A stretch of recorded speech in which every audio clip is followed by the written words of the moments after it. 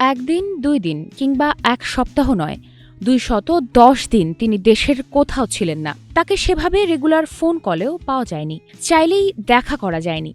TV নাটকের জনপ্রিয় অভিনেতা নিলয় আলমগীরের কথা বলছি। তার উপস্থিতি ছাড়াই নাটকের শুটিং হয়েছে দেশে। নিলয় অভিনীত একাধিক নাটক প্রচারও হয়েছে। স্বস্তির খবর হলো নিলয় এখন ঢাকায়। গত ২২ ফেব্রুয়ারি থেকে নাটকের শুটিংয়ে দেখা যাচ্ছে তাকে। নাজমুল রনির পরিচালিত একটি ১ খণ্ডের নাটকে অভিনয় করছেন এরই মধ্যে। প্রশ্ন হলো, তাহলে ২১০ দিন কোথায় ছিলেন নিলয়? নিলয়ের সঙ্গে যোগাযোগের পর জানা গেল আসল খবর। গত সেপ্টেম্বরে তার সন্তান সম্ভবা স্ত্রীকে নিয়ে আমেরিকায় গিয়েছিলেন নিলয়।